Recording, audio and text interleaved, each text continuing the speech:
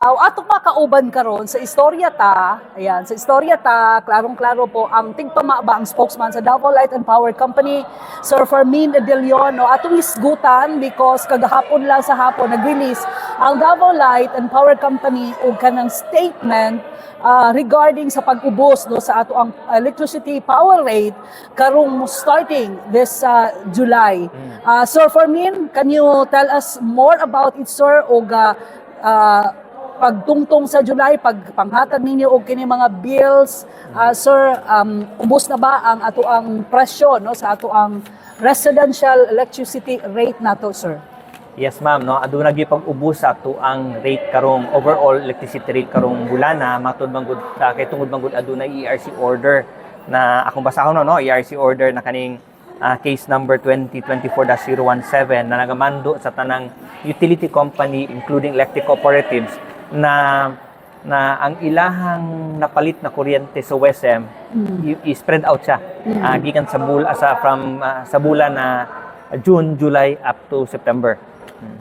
So good news ni no para sa ato ang mga kita no mga households no kay muubos actually sir na ano gyud ang siya impact no sa katong consumption nato last May tama Yes, sir no yes, oo nakita o June ba to May May.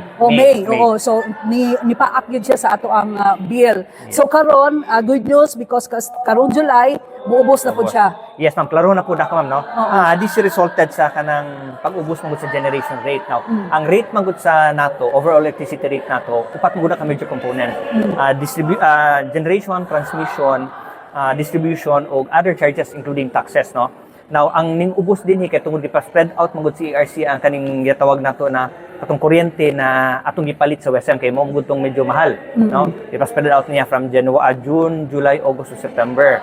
Now, ang impact adto ubos ang generation rate wherein katupod aduna pay epekto sa katibuk-an natong electricity rate wherein mo tong medyo ubos ta karon na ata sa 7 pesos 0.93 centavos per kilowatt hour. Kumpara nato ni aging bulan na sa 10 pesos 0.76 centavos. But akong klaruhon na kaning western charges nato kolektahon gyapon nato sa sunod na bulan starting starting July, August, and September. Okay. So expect po ta na during that period aduna po'y pagsaka sa generation rate. Again, klaro nako generation rate ni siya. Nato ang most likely na ay adjustment. Okay sir, so kung sa July mag-ubos ang ato ang electricity rate sir sa residential, pag-abot sa June ay pag-abot sa August baka babawi din naman.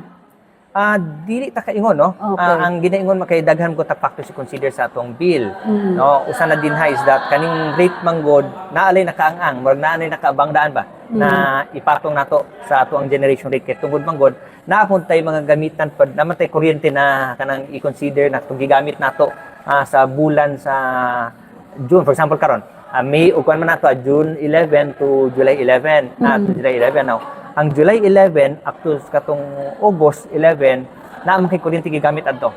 So katong kuryente gigamit nimo adto computon pa gyud na siya para ma-compute nato ang generation rate for that period. Okay. For that period. Now, for that period na nakay katong kanang rate ana niya. Pero idungag man gud nimo tong katong pa spread out gani sa ERC na starting June, July, August, September.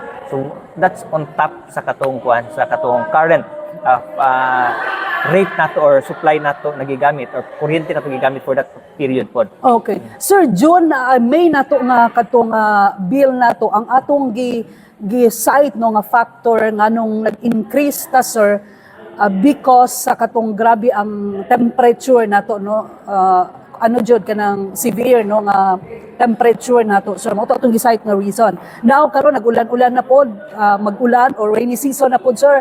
So unsay explanation? Okay. Siguro makita natong impact ana or effect ana sa ato ang bill karong July. No, kay starting June nagsugod na manggod og ulan-ulan na and napoy announcement ang atong pag-asa na nagsugod na pud ato ang ulan. No, tag-ulan na or nagaulan na siya. So pero katumanggong gigamit nato na kuryente itong Mayo, mo mo siyang panahon na medyo taas pa ang presyo sa kuryente. I see. No? Subot pasabot, karong bulan na makikita nimo ang epekto ani karong bulan na kay gaulan man dito sa July nato na bill. Pero Okay. kaning June karon makita pa nato ang impact sa El Nino ani kay tungod manggod June Mayo, di ba? Tong Mayo medyo init pa po ang panahon tong Mayo. Okay. So naaghapon tahap, mogawas man ang bill sir karong July, di ba? Yes. Oo, so- karong June natin na June. gawan. So, Opo. karong June, July. Oo. June 11 to June kaning period na naipag-ubos, July 11 to June 11 to July 11. July 11. Okay. So naapatay, di pa ta ka-expect no kung mogawas ang atong bill, naapag gihapon medyo taas pag gihapon sir, epekto sa El Nino pag gihapon. Oh, pero spread out na to siya, mama. Okay. Spread out na to siya. Kay ang supply man gud nato gikuhaan na medyo mahal during that period katong sa Mayo, katong supply nato nagikan sa WSM. Okay. So basta good news po from June 11 nga consumption nato June 11, electricity bill nato June 11 to July 11 Adunay pagkunhod, adunay mao pag-ubos. day pag-ubos no sa kining bayronon sa atong electricity sa mga residential. So as explained sa ato ang spokesperson sa Davao Light and Power Company, Sir Fermin Edelion. Sir Fermin, salamat sir sa clarification po. Salamat po kayo, ma'am. Siguro, ma'am, ako lang lastly siguro na hangyuon sa tanan natong listeners o viewers nato karon is that importante gyud na i-manage nato ang electricity consumption. Kaya ang duha mo gud ka factors sa to i-consider sa atong bill, no? Ang consumption as well as rate per kilowatt hour nato ana.